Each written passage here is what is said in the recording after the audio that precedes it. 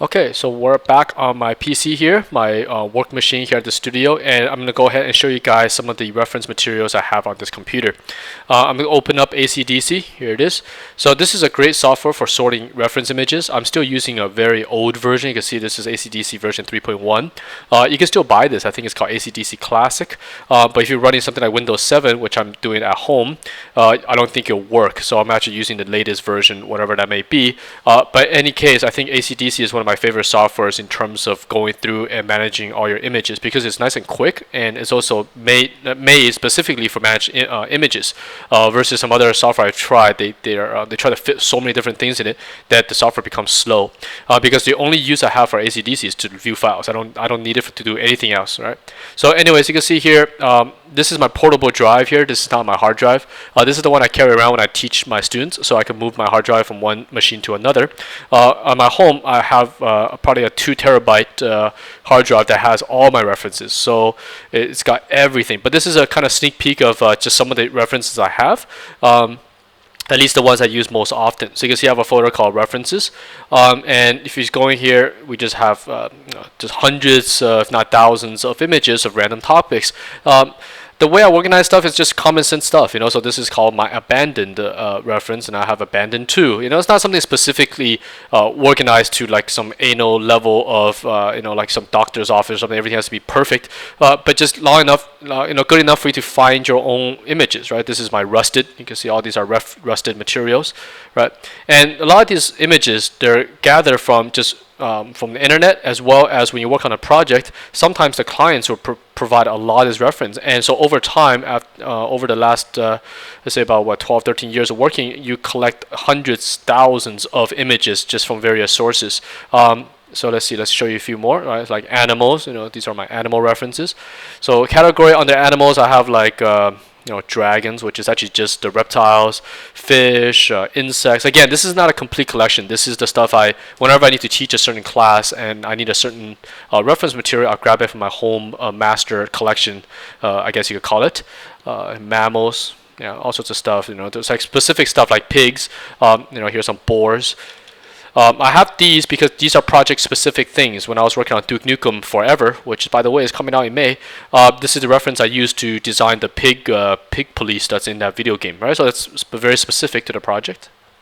I have stuff like, here's some character stuff, like armor, right? So I kind of categorize everything into major sections here. So characters under there, I have like American Indian. I forgot what this was for, but I have some stuff for it.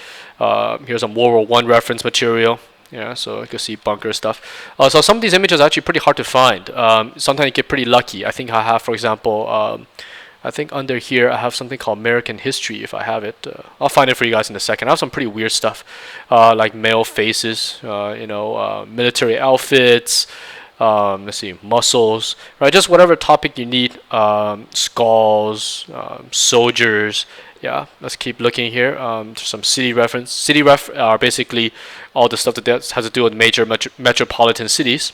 So you can see just thousands of images. Yeah, there's 871 just in this folder alone of bunch of city stuff. And under this I have, here's my American history. So some of these I got off photography sites. If you visit some of the Canon websites, for example, a lot of photographers will post these up, and they're great because they're very hard to find. Like for example, here's a World War II assembly line photo that's probably very rare, right? So you can see these. This looks straight out like a video game from Stalker or something like that, right? So it's like photos from 1950s, 40s, color photography.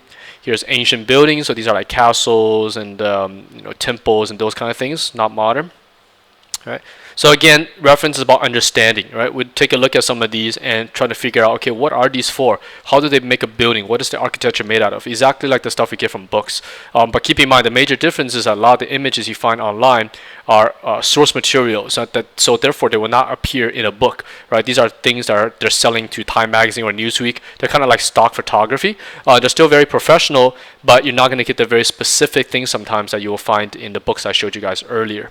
Right, bridges, bunkers, black and white. I love black and white photography because, especially these kind of period pieces, because they contain designs that is no longer around, and it's great to just kind of, especially for the kind of project I work on, which are sci-fi, a lot of sci-fi stuff. You could kind of reverse sci-fi, like movies like Gattaca. They take something that's very old and then they just added a slight twist to it, and it makes it modern, and it gives a very nice look. As for example, you can see here. Right, all these are very cool little references like this, inside of a church, but pretty cool looking. Details, these are just kind of close-up architecture objects, like Art Deco things like these, right?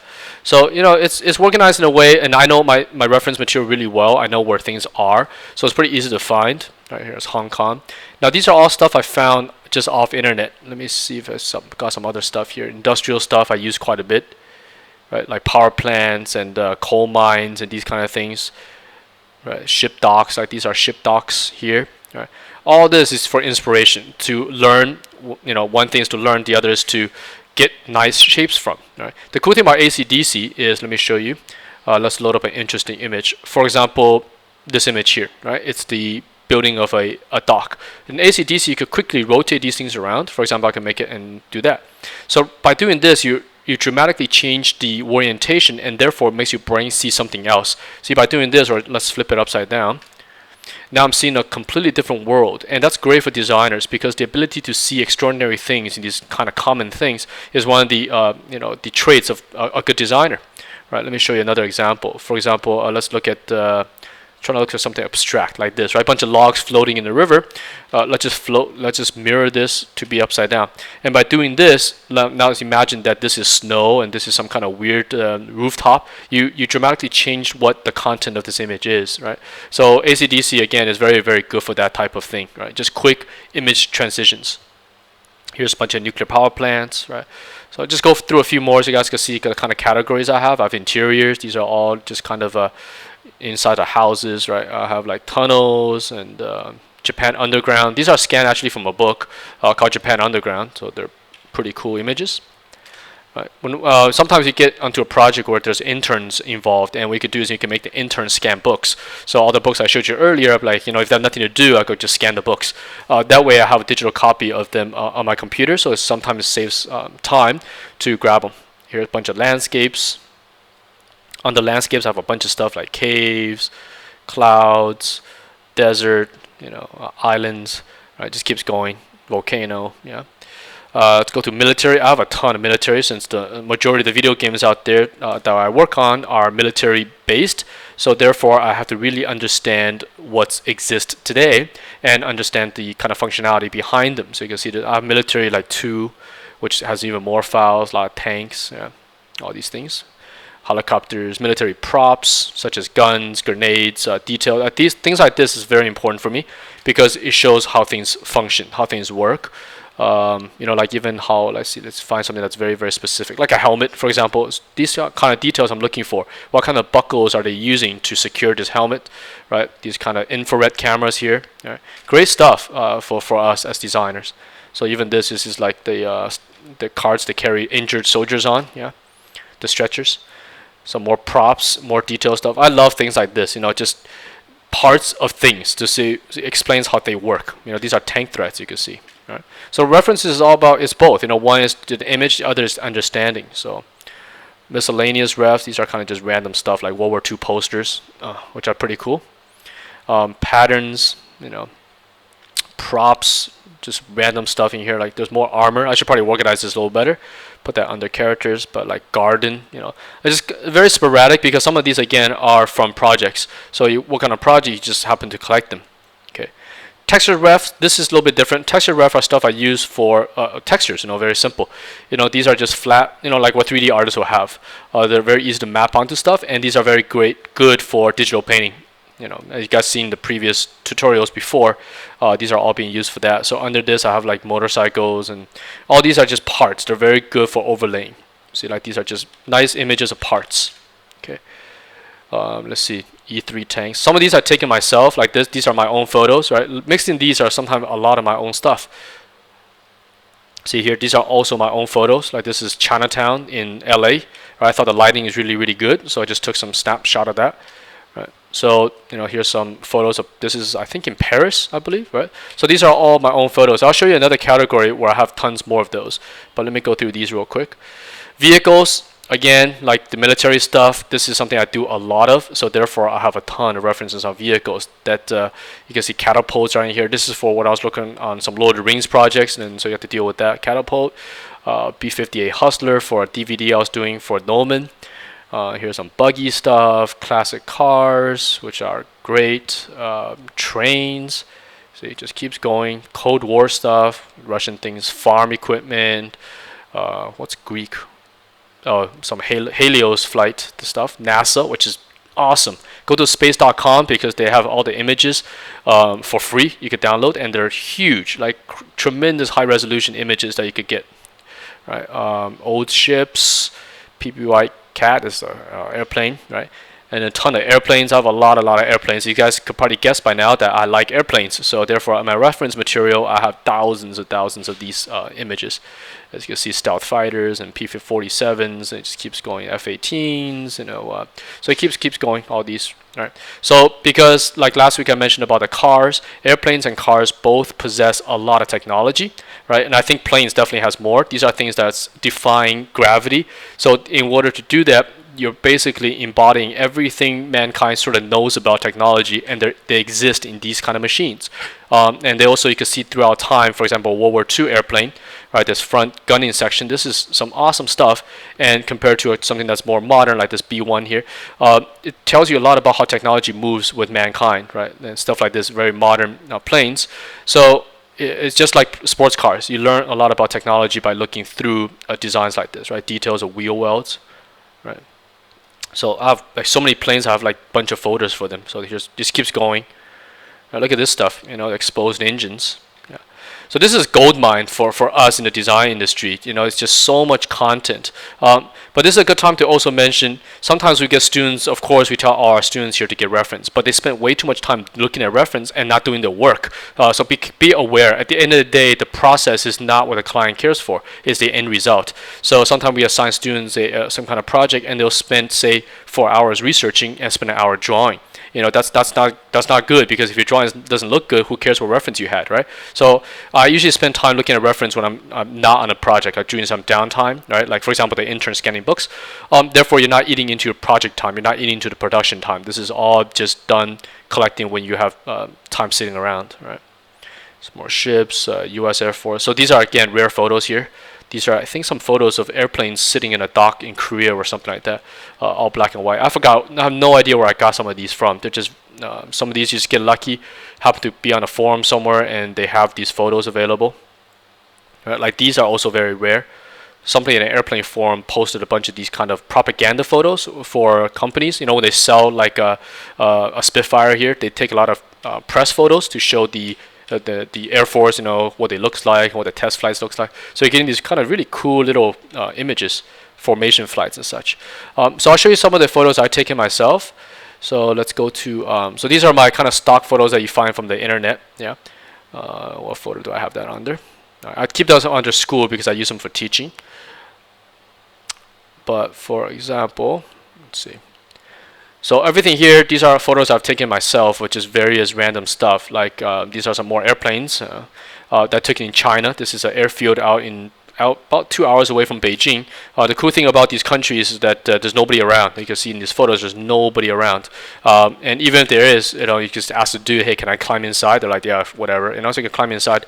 So you can see right here, I got inside these planes. So it's kind of abandoned airfields in Asia. I'm pretty sure you could find them in Russia as well. And you could get access to a lot of high-end or high-grade military equipment without anyone really caring what you do with them, right? So we're climbing all around these planes. Here are a bunch of clouds. These are images I'm using to teach class for some matte painting type of things. Right, Hong Kong's in here. Yeah. Here's Hollywood from my old studio back in Los Angeles. Here's Japan. Yeah, a bunch of pictures from there, Tokyo, and these areas. Yeah. So these are all taken again by myself. So therefore, when I use these images, you don't have to worry about copyright. Whereas the previous images, you can use them for referencing. These kind of images you can use as reference as well as actual production art, because the copyright belongs to you, right? So like these Mayan things. which, by the way, if you're a concept designer, definitely go check out these things because it's really cool to see in person. Here's Paris. So Paris and Tokyo are the two cities I think all concept designers should visit. One for the high tech, another for the history, right? Here's Shanghai and these kind of things. So that's a little bit about my reference. And again, the way to find these off the internet, get a camera yourself and just shoot photos all the time. Right, let me see if I have a few more of these to show you guys. Here's me flying around in LA. So I like airplanes and I fly airplanes. So what happens in LA is that sometimes I used to fly about 3 times a week in Los Angeles. So whenever between projects you want to take a break, I just hop in these little 172s, 182s. That's the airport here that I fly out of in Santa Monica. It's a beautiful view because it really clears the mind flying around up there, and it's also a very challenging technical skill to have, so you don't have time to think about work, so it's a great way to clear the mind. So anyways, these are photos I've just taken while flying around Los Angeles, and you could get, I actually use these references a lot. For example, these landscape stuff down here, I use these as textures for like creatures and those type of things, right? So I just take a camera wherever I go and just mount it on the dashboard of the plane and just snapping photos as you fly. Right, here's a couple more of just flying around. Because sometimes you run into some funky planes as well, as you taxiing around the runway. Like this little guy here is pretty rare. These are little rare planes because you have no idea who you bump into in Los Angeles. Like I've seen Arnold Schwarzenegger come in with his Black Hawk helicopters, and those kind of weird scenarios that you bump into. So yeah, Tom Cruise, I think he flies around in his P-50 Mustang. He flies out of Van Nuys, which is very close to Santa Monica. So one of the great trips I like to do is take off from Santa Monica. It's about about 7 minutes, I think. I could reach Van Nuys, and they have all sorts of cool planes there. A lot of classic World War II airplanes are parked there. So a lot of these kind of like these millionaire CEOs, that's where they park their expensive collector planes. So I love flying over there just to check out the collection they have on the runways. So here's some sunset photos. So anyways, this is a little bit collection of the references I have. Hopefully you guys got a little bit inside view of how we collect references. And so this is very important if you want to make a career in design.